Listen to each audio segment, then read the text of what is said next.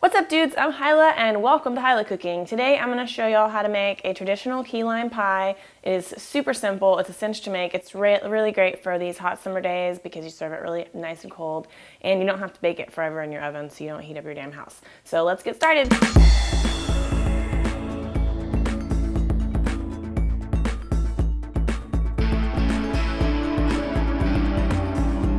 First thing we need to do is make the crust. So I've got some melted butter here and some graham cracker crumbs, and I blended these up in a food processor. If you have no food processor, you could use a blender and just do it in batches, or you could put them in like a Ziploc bag and beat it with a big stick or a club or something. And I'm gonna add some sugar, and then I'm gonna add a little bit of vanilla too. And just get this all mixed up. Okay, so once it's really evenly combined, we'll dump it into our pie pan and just kind of start patting it around and spreading it out, starting from the middle and just work your way out to the edges. If I had another one that was the same size, I could just kind of like put it in there and mash it down, be a little shortcut, but I only have the one, so I'll have to do it the old-timey way, back when people only had one pie pan. It can be a little tricky to get it even, but do your best, and I promise your best will be good enough. Okay, and then for the edges, just kind of use your fingers and a spoon to try to make the top level. Okay, once you've got it all evenly done, I'm just gonna put it in the oven at 350 for about 12 minutes to get it nice and hardened up. While the crust is baking, we can go ahead and start on our filling.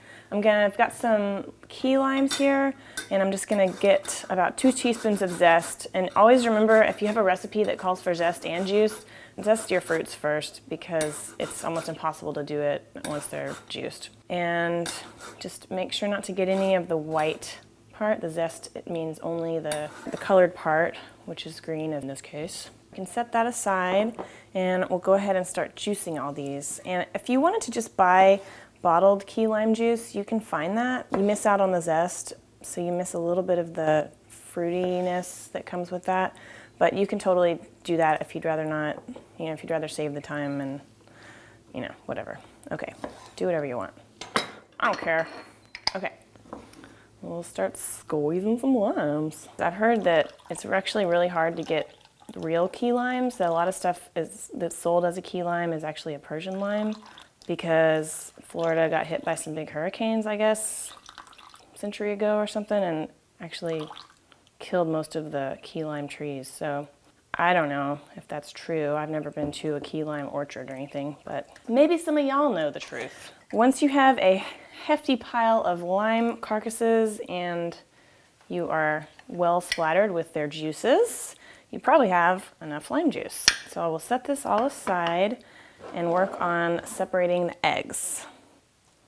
We just want to use the yolks. Jiggle it, juggle it, toss it back and forth.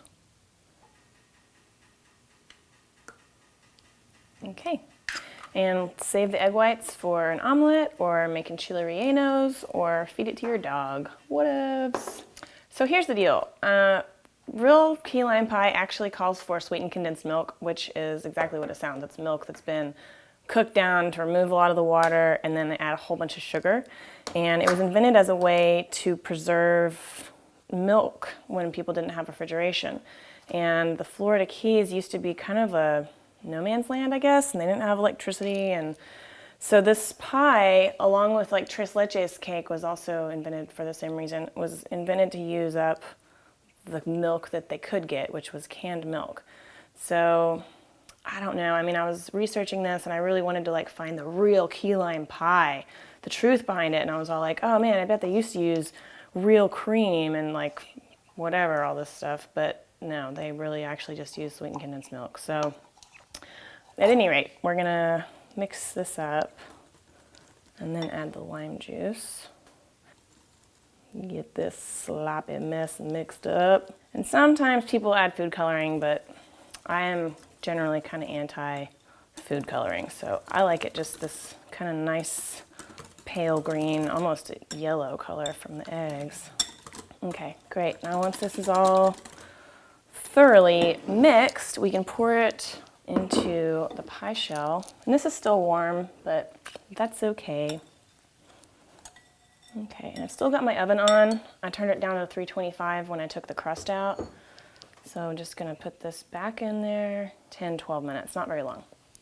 Okay, so I took it out when it's just got a little jiggle to it, and I'm gonna let it cool here at room temperature for maybe 20 minutes, just so I don't, blast my fridge with some hot pie. And then I'll put it in the fridge for at least a couple hours, probably more like 4 hours to get it nice and cold, and then I will see you back then.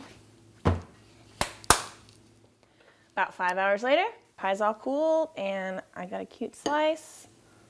Take a cute bite. Yum, yum, yum, yum. Smooth, creamy, cold, delicious, sweet and tart. A little bit, that just like really strong, nice lime flavor. This would be a great dessert for like a summer barbecue. If you're making like a lot of spicy or grilled meats and stuff, because it kind of cleanses your palate. It's really refreshing.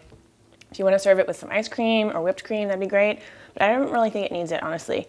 So I hope you tried this recipe. If you have any questions, leave them in the comments below, and I'll get to them as soon as I can. Thanks so much for watching, and have a great day. Bye.